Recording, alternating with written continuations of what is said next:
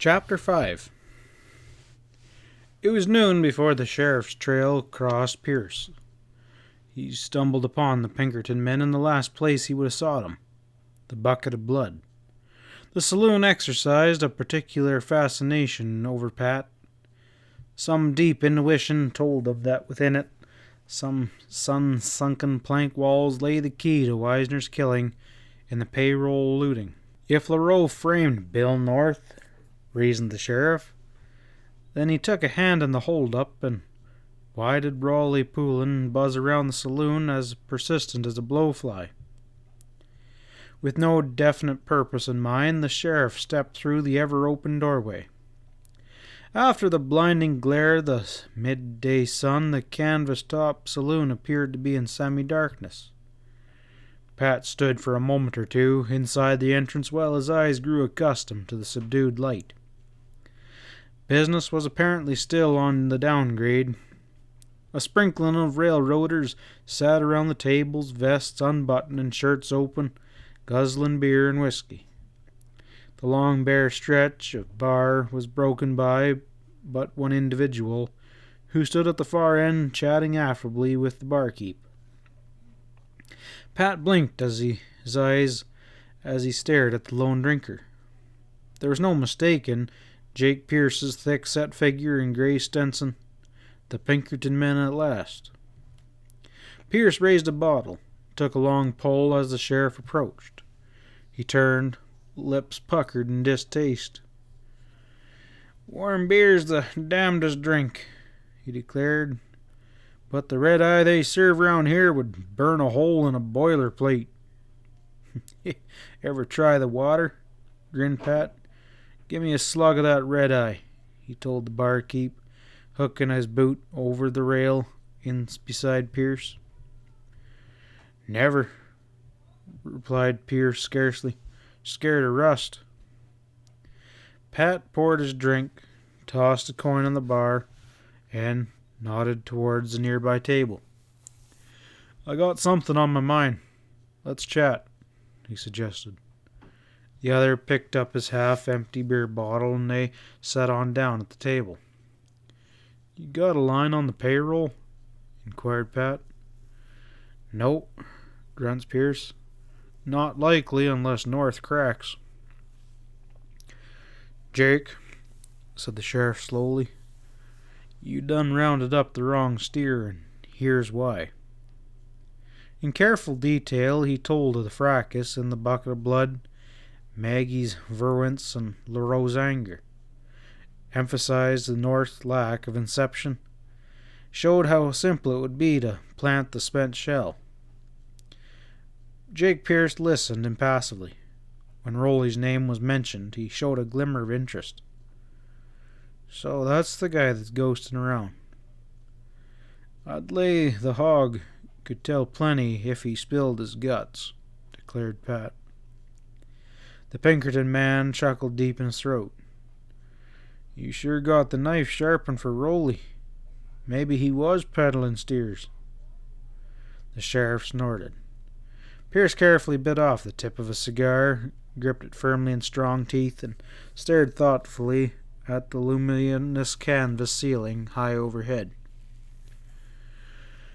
"Maybe you're right about North," he conceded finally. "And if he grabbed the coin, he cached it somewhere around. We'd tail the Jasper. If he cut down Wisner, he'll maybe put the rope around his own neck." Pat grunted dissent. "And as for LaRoe," continued the sheriff, "you can't call him a rattlesnake. His blood's too danged hot. He'd nurse a grudge from here to hell. I tell you his record stinks. Killing in Panama, knifing down San Antonio way, and was chased out of Chicago. Yeah, like you say, he might have held a hand." Pierce removed his cigar, closed his eyes, and swallowed the remaining contents of the bottle. "Ugh," he shuddered. "Gives me salts any time. Well, I reckon you can spring North. I had a hunch when I pulled him in the case was too darn simple." His ruddy face creased in a mirthless grin. Well, guess I really gotta get to work now. Unshaven, clothes wrinkled, and lines of weariness etched upon his forehead, Bill North stepped out of the adobe jail a free man. In front of the flat facade of the courthouse he hesitated, touched his bristly chin, and angled across the street towards the nearest barber shop. Steam drifted from kinks in the bathhouse built against its rear. 40 minutes later, bathed and shaved, he emerged, and there was a decisive step and a sprinkle in his eye that had not been there before. He had thrown off every vestige of his brief sojourn in jail. Briskly, he strode across the plank walk. Sandwiched between a saloon and a photographer's, in the midst of the many joints that lined Main Street, a little square tin roof shack sat modestly back of view. Above the fly curtain that screened the open doorway, a sign bore 2 words: Homemade Pies. Inside the door, a plank counter spanned the narrow room. Tiers of shelves, carefully screened, rose against the rear wall. Behind the counter, when she was not too busy baking in the sweltering rear kitchen, a calm young woman was to be found, heavy coils of wheat-colored hair neatly pinned around her head. The only criticism men had of June Larson was that her pies never lasted for more than 10 minutes after she brought them crisp and fragrant from the double ovens of the back of the big iron stove. This capable young person could have disposed of 10 times her output without difficulty. As it was, at $1 a pie, her receipts were not inconsiderable. All the old-timers knew June.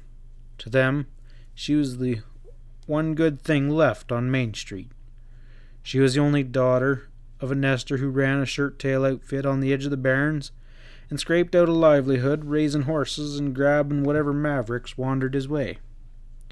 Some claimed he was particularly nearsighted when the brands were concerned. A year before Steele invaded the valley, Ollie Hanson had been stomped to death by an outlaw.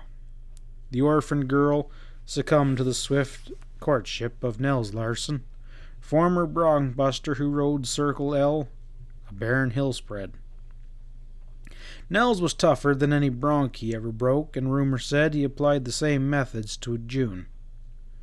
One night she rode into Dutch Springs and sent Doc Trimble's buckboard bouncing out to the Circle L.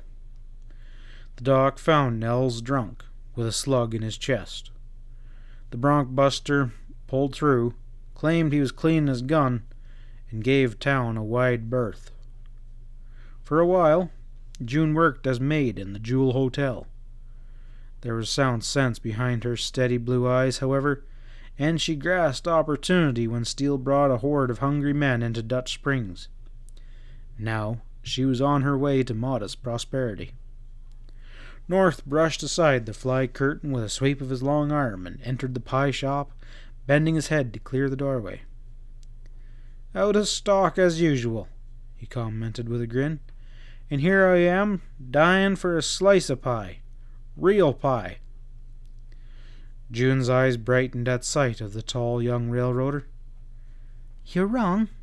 She smiled and bent down and slid a pie browned to a nighty from a shelf beneath the counter. North's gaze dwelt upon her firm, capable hands, the crisp gingham dress, and trailed up to her cheeks rosy from the kitchen's heat. "You never forget, do you, June?" he said quietly. "Well, naturally, I never forget my regular customers." The girl's voice was demure, but color tinged the clear contours of her cheeks. "You almost lost this particular customer," said North, his voice tightening. "Competition?" North overlooked the curious emphasis she placed on the word. "Competition, heck! You got no competition. I was jailed. I was charged with killing Wisner." He told of his arrest. "Pat Stevens said it was a plant," he concluded. "He believes LaRoe who runs the bucket of blood is behind it. That gentleman has cause to dislike me." "Maggie Maloney," said June quietly. "You hit it," smiled North. "I told his fancy lady a few home truths." "She likes you." June compressed her lips and the words had slipped out unthinkingly. North chuckled. "Like a boil."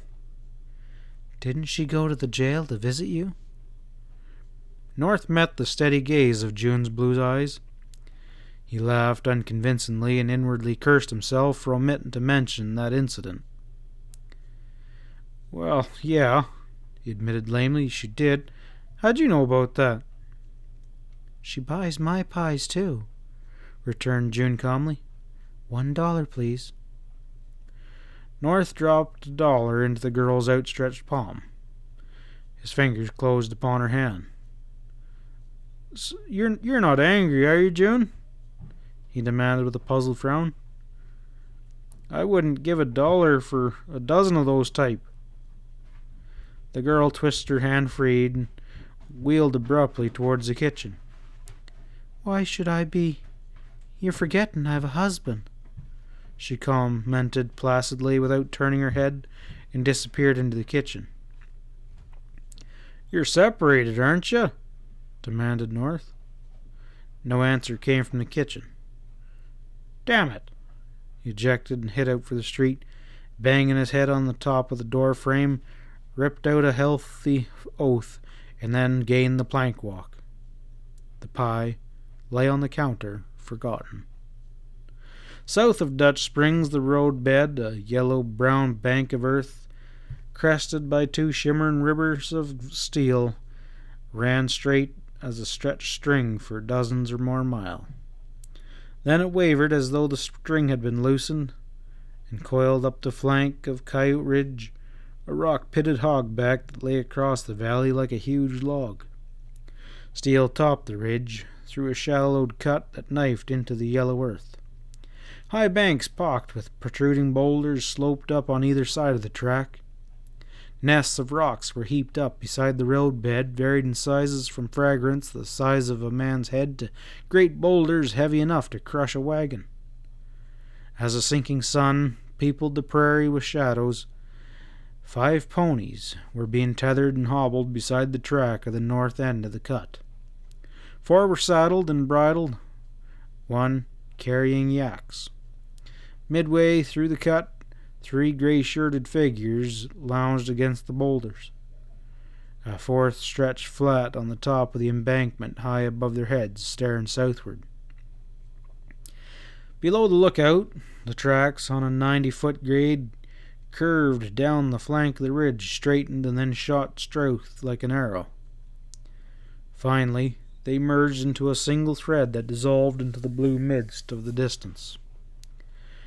Nothing stirred on the far-flung prairie, save loosely bunches of groups of cows. Far off in the ragged foothills that marched down to meet the skirted track, the windows of the ranch house sparkled in slanting rays of the sun. Unheated, a horned toad squatted beside a clump of sage and regarded the motionless rider with bright, unwinking eyes. A jackrabbit zigzagged through the brush, and one ear erect.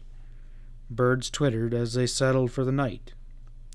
Over all, brooding the silence of the solitudes, occasionally broken by a harsh laugh or a brusque oath from the lounging men below. Slowly, the purple haze deepened, erasing the ranch houses and browsing cows and shimmering track. The watcher's limbs twitched impatiently. Suddenly he stiffened, stared through the dark. Far across the plain, the faint, sharp whistle of an engine pierced the silence. Eyes strained to look out lay tense. A distant headlight glowed, no larger than a spark, gathering intensity as the oncoming engine crawled closer. Through the gloom, from the direction of the ranch, a light winked, once, twice, 3 times. Unhurried, the watcher scrambled to the edge of the bank and half slid and half tumbled down the slope in a shower of dust and pebbles. She'll be here right away, he snapped as he hit the bottom of the bank in a dust cloud. Let's go, yelled a slightly built rider. In a flash, the four set to work with grim intensity, grunting and cursing as they rolled boulders upon the track. The oncoming engine was close now, and the pounding of the pinned wheels on steel, the roar of throttled steam, the clank of connecting rods as they shattered the silence. Another piercing shriek of whistle, and hit the curved grade and chugged upwards towards the cut. Perspiration rolled down the dust-smeared features of the wreckers. Their job completed, they bunched at the side of the track and discarded their hats and slipped white flour sacks over their heads and tucked the loose ends beneath sweat-soiled shirt collars. Through slits in the sack they gazed expectantly down track. Like a shrieking demon, the engine panted around the bend, its headlight bathing the rock pile with silver and silhouetted the fast-moving figures of the four wreckers as they scrambled up the crumbling slope of the embankment.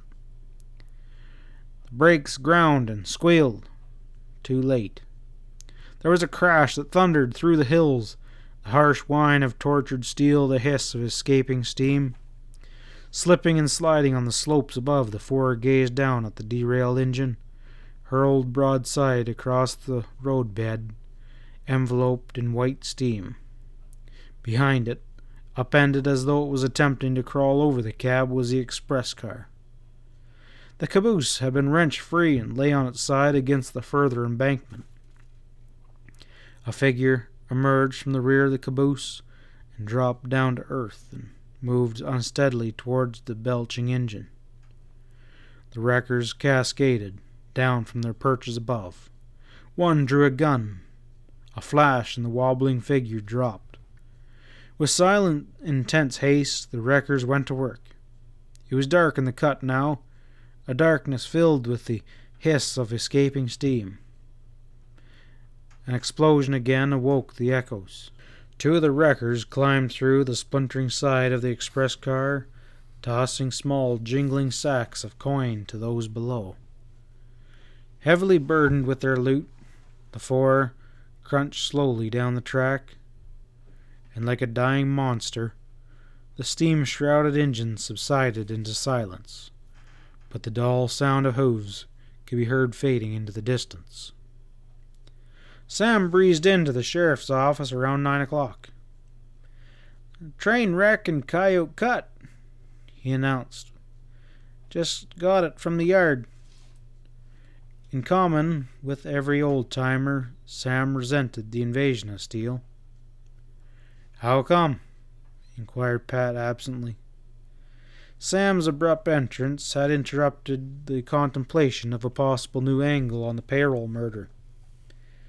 "I reckon a boulder rolled onto the track. The hills is choked full of loose gravel." "Yep," murmured the sheriff. And then his interest quickened. "What kind of train?" "Just the usual kind, and engine hauls it and rolls on wheels," returned Sam innocently. Too innocently. "Quit acting smart," advised Pat. "It wasn't the payroll train, was it?" Sam grasped the significance of the sheriff's remark. Inquiry gleamed in his eager eyes. "Say, you don't suppose—" he began. "I got a mighty strong hunch," grunted Pat. He rose and reached for Stinson. "You go get Ezra. Meet you down at the yard at the telegraph office." Salmon was hunched at the telegram shack, a sheaf of messages on the table beside him, the key stuttering insistently. Pat stuck his head through the doorway. "What's this about a wreck?" Without breaking the symphony of his busy instrument, the ex-soldier threw back over his shoulder. "There's a pay train derailed in Coyote Cut. Engine pulled out with a broke-down gang an hour ago back. That damned payroll must be jinxed. I'm flat broke myself." An engine wheezed to a stop in the glare of the flares of the outsides.